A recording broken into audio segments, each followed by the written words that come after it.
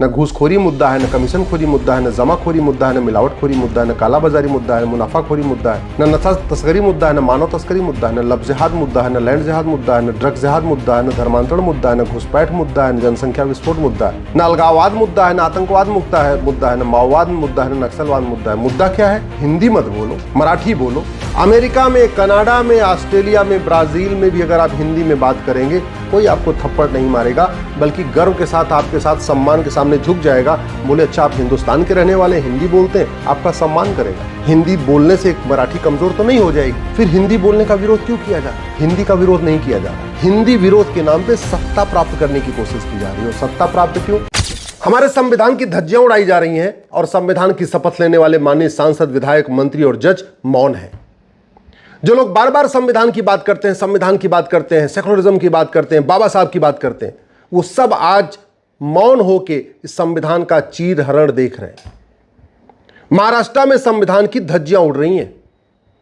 संविधान का आर्टिकल 343 कहता है हिंदी भारत की राजभाषा है, ऑफिशियल लैंग्वेज है, और हिंदी का प्रचार और प्रसार करना भारत के सभी लोगों का नैतिक कर्तव्य है।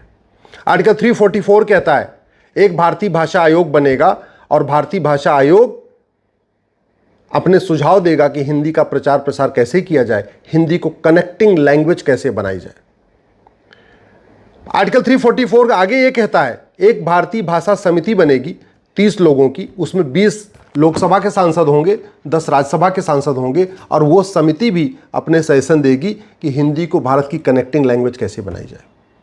आर्टिकल 348 कहता है कि जब तक कानून नहीं बन जाता तब तक सुप्रीम कोर्ट और हाई कोर्ट में अंग्रेजी चलेगी, नहीं तो उसके बाद अंग्रेजी बंद हो जाएगी। और सबसे इंपॉर्टेंट, एक बार आप भी गूगल करके देखिए आर्टिकल 351 क्या कहता है। आर्टिकल 351 कहता है हिंदी का प्रचार प्रसार करना ये सरकार का दायित्व है। और आप आज क्या हो रहा है? हिंदी के विरोध में लोगों को थप्पड़ मारा जा रहा है। दुबई में आप हिंदी बोलेंगे कोई आपको थप्पड़ नहीं मारेगा। अरब में आप हिंदी बोलेंगे कोई आपको थप्पड़ नहीं मारेगा। अमेरिका में, कनाडा में, ऑस्ट्रेलिया में, ब्राजील में भी अगर आप हिंदी में बात करेंगे कोई आपको थप्पड़ नहीं मारेगा, बल्कि गर्व के साथ आपके साथ सम्मान के सामने झुक जाएगा। बोले अच्छा आप हिंदुस्तान के रहने वाले हिंदी बोलते हैं, आपका सम्मान करेगा। लेकिन यहां पे आजकल महाराष्ट्र में चंद वोटों की खातिर, सत्ता की खातिर फिर से नफरत फैलाई जा रही है भाषा की, हिंदी विरोध की। इसको हमें और आपको सबको मिलकर समझना पड़ेगा। ये क्यों किया जाता है जानते हैं? सत्ता की खातिर, केवल और केवल सत्ता की खातिर। जातिवाद का जहर घोला जाता है सत्ता के लिए, भाषावाद का जहर घोला जाता है सत्ता के लिए, क्षेत्रवाद का जहर घोला जाता है सत्ता के लिए, अगड़े पिछड़े की लड़ाई कराई जाती है सत्ता के लिए, दलित बनाम सवर्ण किया जाता है सत्ता के लिए, मजहबी उन्माद फैलाया जाता है सत्ता के लिए, 15 मिनट के लिए पुलिस हटा लो, हिंदुस्तान से हिंदुओं को ख़त्म कर दूंगा, ऐसे डायलॉग मारे जाते हैं सत्ता के लिए। और इस सब सत्ता के लिए आखिर सब लोग पागल क्यों हो रखे हैं? क्योंकि सत्ता आज की डेट में सबसे बड़ा फ़ायदेमंद धंधा है। राजनीति सबसे बड़ा फ़ायदेमंद धंधा है। तो अगर हमको जातिवाद, भाषावाद, क्षेत्रवाद, अलगाववाद, पंथवाद ये सब खत्म करना है तो सबसे पहले हमें करप्शन को ख़त्म करना पड़ेगा। अल्टीमेटली जो कुछ हो रहा है महाराष्ट्र में वो क्यों हो रहा है? क्योंकि पहली बात तो कानून का खौफ नहीं है। किसी को जाओ भाषा के नाम पे उसको 4 थप्पड़ मार दो, उनको पता कुछ होगा ही नहीं।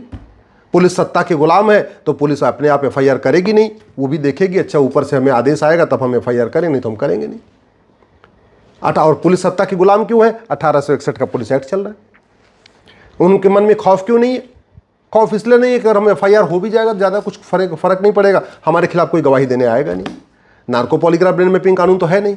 ये जिन्होंने हिंदी बोलने पे 2-4 लोगों को मारा है ना, अगर इनका narco polygraph brain mapping test करके पूछते कि तुम्हें किसने भेजा है, ये सारे अपने आकाओं का नाम उगल देते। और अगर इनको 10-20 साल सजा का खौफ होता तो दोबारा आकाओं के कहने पे भी किसी को थप्पड़ नहीं मारते। कभी आपने सुना अरब, Dubai, Kuwait, Bahrain, Abu Dhabi में किसी ने हिंदी बोलने पे किसी को थप्पड़ मार दिया हो? वहाँ के किसी मुस्लिम ने? हिम्मत नहीं है। कभी आपने सुना चीन, जापान, सिंगापुर में, कोरिया में किसी व्यक्ति ने हिंदी बोला और वहाँ के किसी लोकल व्यक्ति ने किसी को थप्पड़ मार दिया हो? क्यों? खौफ नहीं है। खौफ है कानून का, खौफ। और भारत में कुछ भी कर लो, झूठ बोल लो, फरेब कर लो, धोखा दे लो, झूठे वादे कर लो, झूठी कर लो, कुछ भी कर लो, थप्पड़ मार लो, कुछ होगा ही नहीं। और भाषा के नाम पे कितने राज्यों में पहले भी आगजनी हो चुकी है और फिर से वही आगजनी की जा रही है। 20 साल तक खूब कोशिश की सत्ता के लिए, अकेले अकेले दोनों लड़ते रहे, नहीं से सत्ता मिली। अब लगता चलो एक हो के चलो आ जाओ और हिंदी बनाम मराठी कर लो। हिंदी ने कभी मराठी को दबाने की कोशिश तो नहीं किया। हिंदी बोलने से एक मराठी कमज़ोर तो नहीं हो जाएगी। फिर हिंदी बोलने का विरोध क्यों किया जा रहा है? हिंदी का विरोध नहीं किया जा रहा है। हिंदी विरोध के नाम पे सत्ता प्राप्त करने की कोशिश की जा रही है। और सत्ता प्राप्त क्यों? क्योंकि महाराष्ट्र एक तो बहुत इकोनॉमिकली पावरफुल है, बड़े राज्य की सत्ता मिल गई तो पूछो नहीं, तो हज़ारों करोड़ का वारा न्यारा हो जाएगा, माला माल हो जाएंगे। और बाकी महाराष्ट्र छोड़ो, अगर बीएमसी मिल जाए, अगर मुंबई नगर पालिका मिल जाए तो भी करोड़ों का, मतलब 60,000 करोड़ का जो है उसका बजट है अकेले मुंबई का। कई राज्यों का जितना बजट है ना, उतना मुंबई नगर पालिका बीएमसी का बजट है। तो अगर बीएमसी पे कब्जा हो जाए, 60,000 करोड़ का बजट, 60,000 करोड़ का बजट का मतलब 20% कमीशन का मतलब 12,000 करोड़ रुपए मिल गया। ऐसे ही सीधे सीधे 20%, 60,000 करोड़ का टोटल बजट है और अगर 20% कमीशन मिल जाए तो सीधे सीधे 12,000 करोड़ मिल गया। अब 12,000 करोड़ प्राप्त करने के लिए कुछ न कुछ करना ही पड़ेगा, लड़ाना पड़ेगा, मारना पड़ेगा, मारपीट करना पड़ेगा, दंगा कराना पड़ेगा, आगजनी करानी पड़ेगी। शायद ये बात हमें आपको समझ में नहीं आती। हम नेताओं की बतौलेबाजी में फंसे रहते हैं, हम इन नेताओं की दुकान में फंसे रहते हैं, हम इनके जो है फालतू के जुमलों में फंसे रहते हैं, हम इनके तूतू मैमे में फंसे रहते हैं, हम इनके आरोप प्रत्यारोप में फंसे रहते हैं। अपना दिमाग लगाते नहीं कि कर क्या रही है। आपने कभी सुना कि कभी किसी ने थाने का भ्रष्टाचार खत्म होना चाहिए ये मुद्दा कभी उठाया हो? अब बोला अगर थाने पे अगर भ्रष्टाचार चलेगा तो हम 2-4 थाना फूंक देंगे? नहीं। तहसील भ्रष्टाचार का अड्डा बना हुआ, किसी नेता ने, किसी पॉलिटिकल पार्टी ने मुद्दा उठाया कि अगर तहसील में भ्रष्टाचार होगा हम तहसील को आग लगा देंगे? नहीं। डिस्ट्रिक्ट कोर्ट में न्याय बिक रहा है, जुडिशियल रिफॉर्म किसी के लिए मुद्दा है क्या? नहीं। आम जनता घूसखोरी, कमीशनखोरी, दलाली से परेशान है, किसी पार्टी के लिए मुद्दा नहीं है। आम जनता मिलावटखोरी, कालाबाजारी से परेशान है, किसी पार्टी के लिए मुद्दा नहीं है। हमारी यंग जनरेशन नशे में बर्बाद हो रही है, लेकिन ड्रग किसी पार्टी के लिए मुद्दा नहीं है। मुद्दा क्या है? हिंदी बोलना मुद्दा है। 1,000 बेटियां लफ्ज़ का शिकार हो रही हैं, लेकिन उनके लिए मुद्दा नहीं है।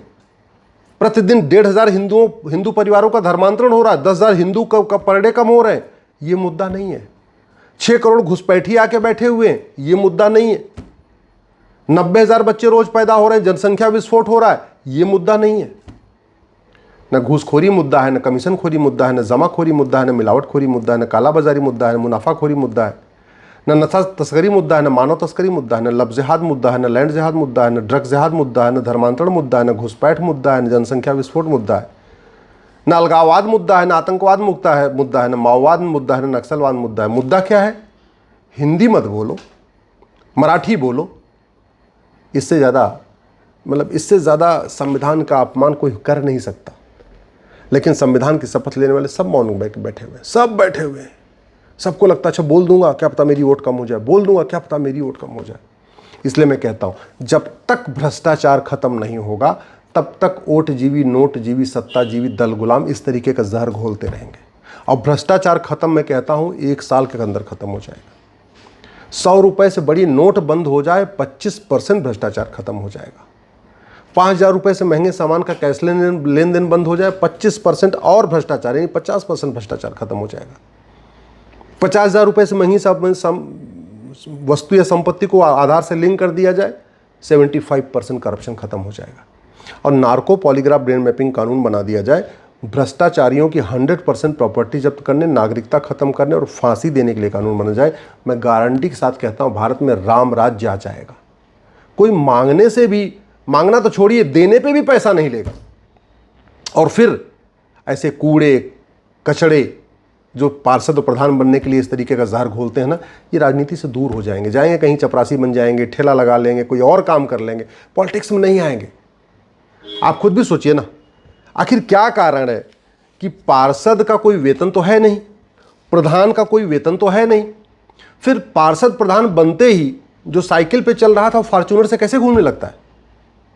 सांसद विधायक को कोई बहुत ज़्यादा वेतन तो नहीं मिलता, फिर सांसद विधायक बनते ही जो कल तक छोटी सी कार से चल रहा था उसके पास गाड़ियों का काफिला कैसे हो जाता है?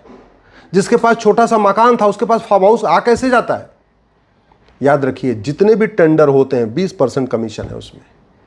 कोई ऐसा डिपार्टमेंट नहीं है जहां 20% से कम कमीशन होता है, चाहे वो हेल्थ डिपार्टमेंट हो, चाहे सड़क डिपार्टमेंट हो, चाहे आपका स्कूल डिपार्टमेंट हो, शिक्षा डिपार्टमेंट, कोई भी डिपार्टमेंट हो। जब तक हम आप इसको नहीं समझेंगे और सीधे सीधे आप इसके खिलाफ बोलना नहीं शुरू करेंगे, भ्रष्टाचारियों की प्रॉपर्टी जब्त करने, नागरिकता खत्म करने, उनको फांसी देने के लिए कानून बनाने के लिए आप मांग नहीं करेंगे, तो ऐसे ही कोई भी लुच्चा लफंगा आएगा, भाषा के नाम पे पीटेगा, जाति के नाम पे पीटेगा, क्षेत्र के नाम पे पीटेगा।